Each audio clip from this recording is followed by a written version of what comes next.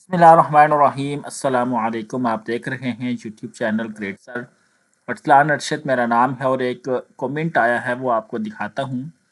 अली अहमद पूछ रहे हैं, 2 घंटे पहले इन्होंने कमेंट किया कि sir improvement policy 2025 SSC level please guide कर दें, एक वीडियो बना दें प्लीज़। जी अली अहमद, आपके कहने पर ही ये वीडियो बना रहा हूँ।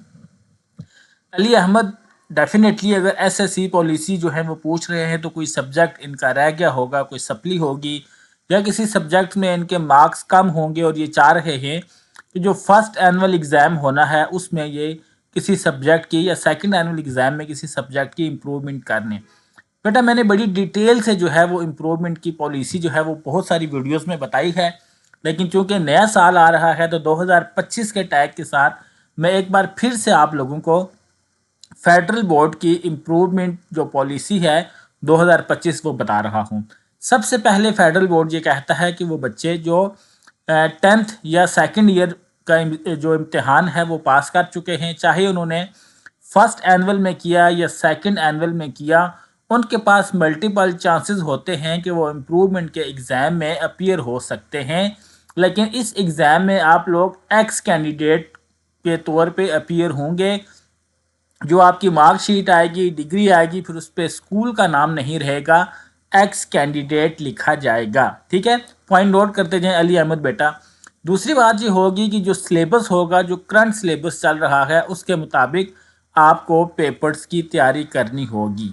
ठीक है, कितने अरसे तक ये इम्प्रूवमेंट दे सकते हैं आप लोग? 4 साल तक इम्प्रूवमेंट के पेपर दे सकते हैं एग्ज़ाम को पास करने के बाद। यानी कि आपने SSC2 पास कर लिया या SSC2 पास कर लिया तो 4 साल तक आप इम्प्रूवमेंट दे सकते हैं।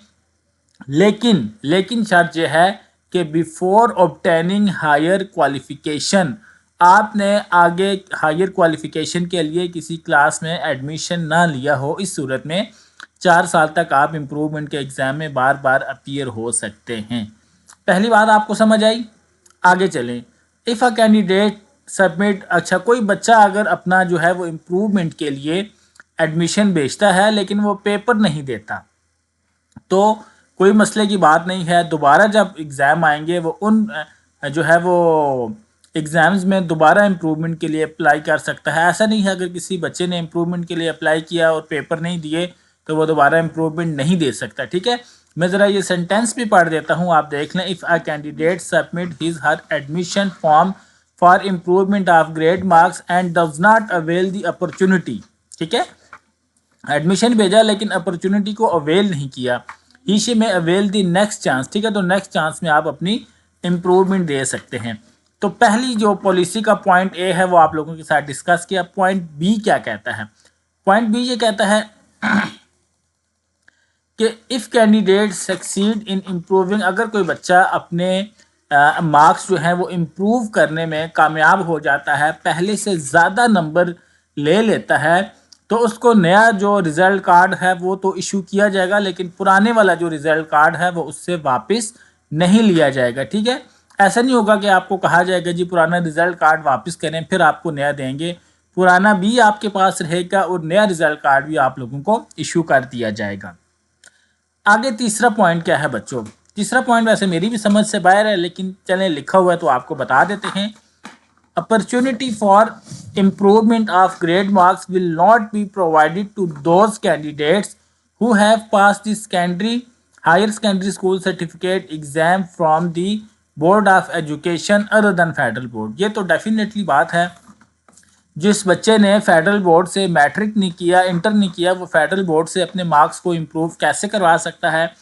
चूँकि पॉलिसी में लिखा हुआ है तो ये पॉइंट जो है मैंने आपको पढ़ के बता दिया।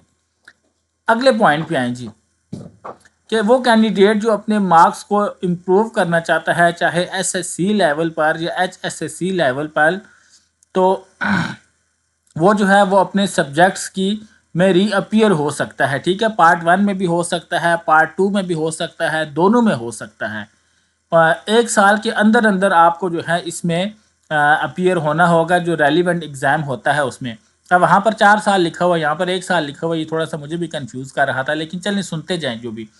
अच्छा, अगला जो पॉइंट है वो ये है कि कैंडिडेट जो है वो अपीयर हो रहा है किसी एनी सब्जेक्ट में बहुत होता है, उसमें कुछ प्रैक्टिकल होते हैं, थ्योरी होती है। Involving the practical exam shall appear in practical exam. ठीक है, अगर आप किसी साइंस के सब्जेक्ट का एडमिशन भेजेंगे तो आपका थ्योरी के साथ साथ प्रैक्टिकल का भी दाखिला चला जाएगा। However, candidate neither required nor can appear in practical if she is appearing in a paper of a subject or any।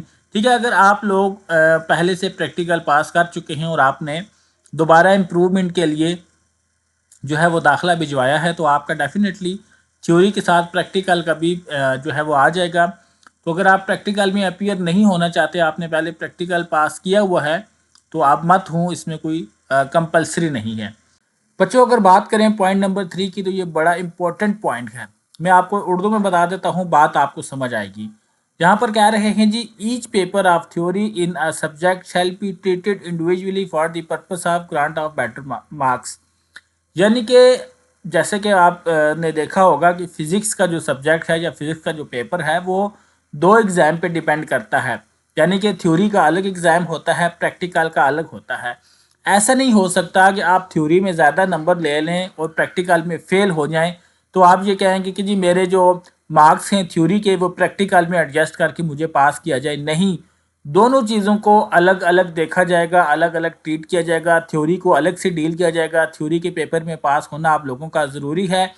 इसी तरीके से अगर आप कोई ऐसा सब्जेक्ट इम्प्रूव कर रहे हैं, जिस पेपर दे रहे हैं जिसमें प्रैक्टिकल है, तो प्रैक्टिकल के ऊपर भी यही उसूल जो है, यही कानून लागू होगा कि प्रैक्टिकल में आप लोगों को अलग से पास होना ज़रूरी है। ठीक है बच्चों।